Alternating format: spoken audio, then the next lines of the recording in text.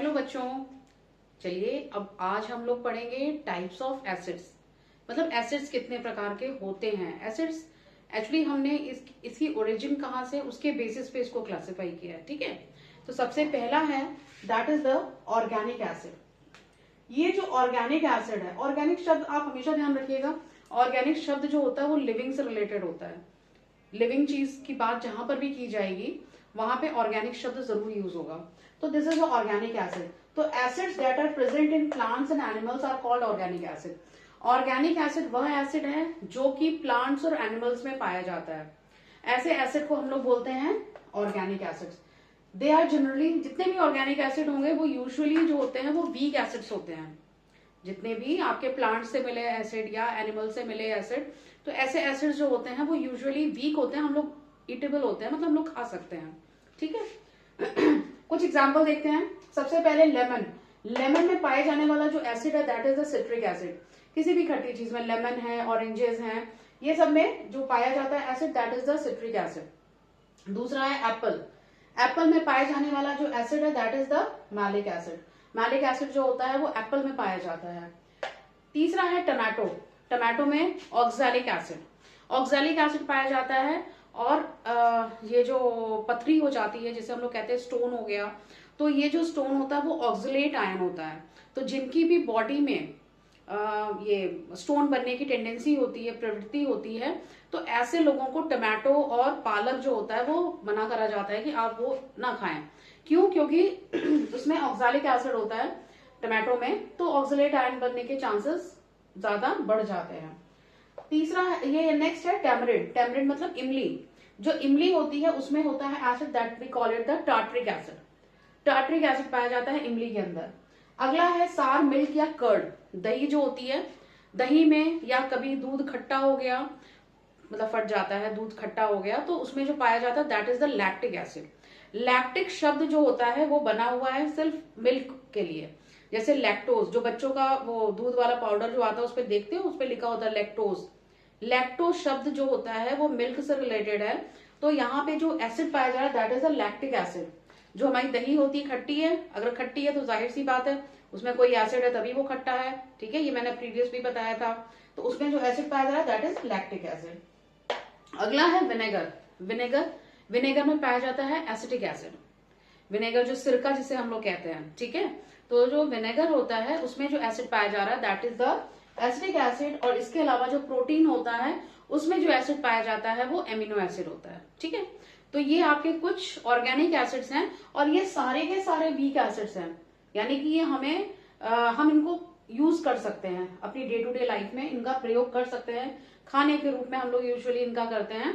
तो these are the weak acid. तो इसका मतलब ऑर्गेनिक एसिड जितने भी होते हैं सारे के सारे आपके वीक एसिड्स होते हैं। ठीक है, तो आप लोग पैसाइड होती हूँ, आप लोग इनको पूरा का पूरा नोट डाउन करिए, फिर आगे कंटिन्यू करते हैं। अभी हमने पढ़ा ऑर्गेनिक एसिड, अब हम लोग पढ़ेंगे इनऑर्गेनिक एसिड। तो इनऑर्गेनिक एसिड्स क्या होते हैं? Acids that are obtained from minerals of the earth are called inorganic acids. जितने भी एसिड्स जो कि प्राप्त किए जाते हैं that is minerals of earth. Minerals earth में यानी जमीन में जितने भी मिनरल्स प्राप्त किए जाते हैं ऐसे को हम लोग मिनरल एसिड कहते हैं, या फिर उनको हम लोग इनऑर्गेनिक एसिड बोलते हैं।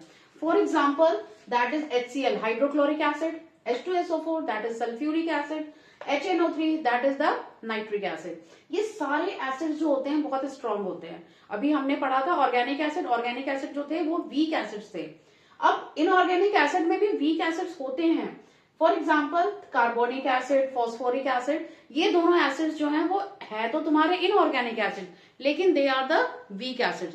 और सबसे स्ट्रॉन्ग एसिड्स कौन कौन से हैं? HCl है, H2SO4 है, HNO3 है, ये आपके स्ट्रॉन्ग एसिड हो गए इनऑर्गेनिक एसिड्स में। अगर हम लोग ऑर्गेनिक एसिड और इनऑर्गेनिक में कंपेयर करें तो जितने भी इनऑर्गेनिक एसिड्स होते हैं वो ऑर्गेनिक के कंपैरिजन में स्ट्रॉन्ग एसिड्स होते हैं। ठीक है, तो आप इसको नोट डाउन करिए और फिर हम लोग आगे कंटिन्यू करते हैं।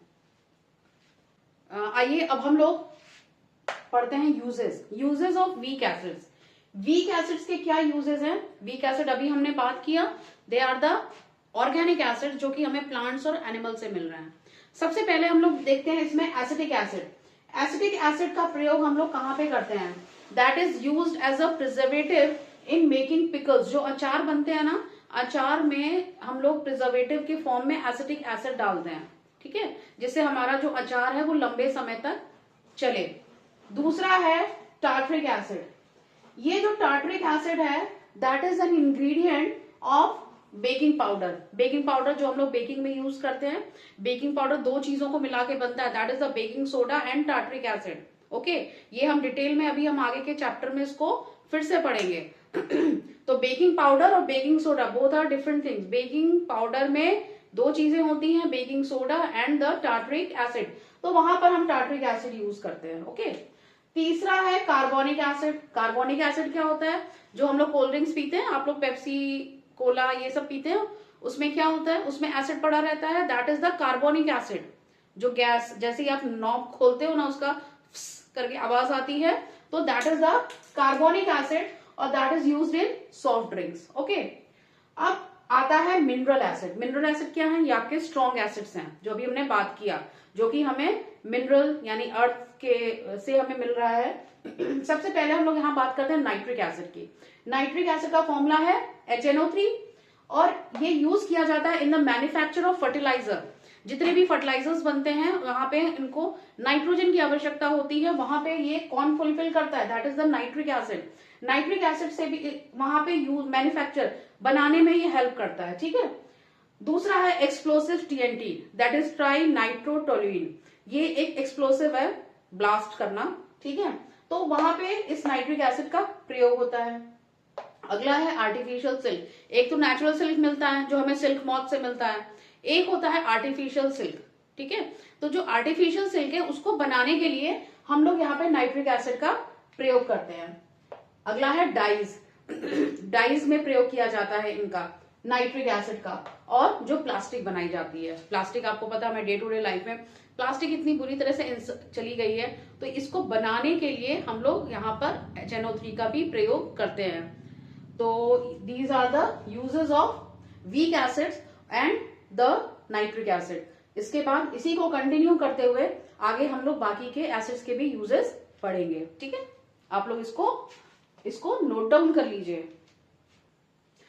Sulphuric acid. Sulphuric acid that we also call the king of chemicals. King of chemicals के नाम से भी जाना जाता है। Why is it called the king of chemicals? क्योंकि बहुत सारे केमिकल्स को बनाने के लिए जो आपका स्टार्टिंग जो प्रोडक्ट है, स्टार्टिंग जो केमिकल है जो यूज किया जाता है, that is the sulphuric acid. That's why it is called the king of chemicals, इसीलिए इसको किंग ऑफ केमिकल्स कहा जाता है।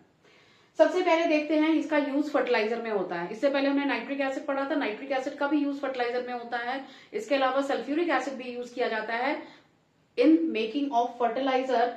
डाइज में भी प्रयोग किया जाता है, जैसे नाइट्रिक एसिड का प्रयोग किया जा रहा था डाइज में। In petroleum refining. Petroleum refining आप लोगों ने प्रीवियस चैप्टर में पढ़ा था, पेट्रोलियम रिफाइनिंग क्लासेस में।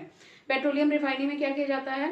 पेट्रोलियम जो आपका समुद्र से निकलता है उसको रिफाइन किया जाता है, उनके प्रोडक्ट्स अलग अलग किए जाते हैं। इसमें कौन हेल्प करता है? That is sulphuric acid. Sulphuric acid की सहायता से किया जाता है। मैन्युफैक्चर ऑफ पेंट्स, जो पेंट होता है ना उसके बनाने में यूज करते हैं। एक्सप्लोसिव्स बनाने में यूज करते हैं। जो आपका नाइट्रिक एसिड था वो यूज किया जा रहा था, that is in making of TNT, that is also explosive, that we call it the trinitrotoluene. याद है आपको? उसी तरीके से यहाँ पर ये सल्फ्यूरिक एसिड है, that is also used as in making of explosives. Synthetic fibres. Synthetic fibres, हम लोग फाइबर दो प्रकार के होते हैं, एक नेचुरल फाइबर होता है, एक सिंथेटिक होता है। सिंथेटिक आपके फैक्ट्रीज वगैरह में बनता है और नेचुरल आपको पता है सिल्क है, वुल है। तो ये सिंथेटिक फाइबर्स बनाने में भी ये सल्फ्यूरिक एसिड का काम होता है। डाइज में बता चुकी हूँ। ड्रग्स यानी जो दवाइयां होती हैं, कई सारी दवाइयां होती हैं जिनमें सल्फ्यूरिक एसिड का प्रयोग किया जाता है। इसके अलावा जो स्टोरेज बैटरीज होती है, स्टोरेज बैटरीज क्या होती हैं? उसमें एसिड का प्रयोग किया जाता है। एक तो नॉर्मल बैटरी जो हम लोग के घरों में यूज किया जाता है, एक स्टोरेज बैटरी होती है जो कि जिसमें कि हम लोग एसिड के रूप में हम लोग सल्फ्यूरिक एसिड का प्रयोग करते हैं। अब आता है अगला, that is the hydrochloric acid. Hydrochloric acid क्या होता है? That is HCl।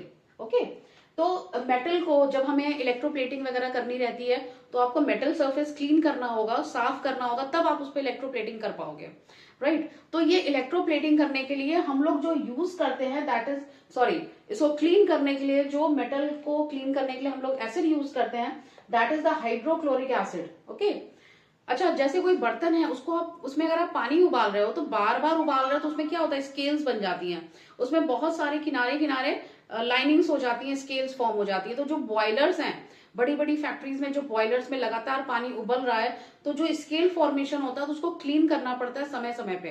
तो उसकी जो क्लीनिंग होती है वो उसमें यूज करते हैं, दैट इज HCl।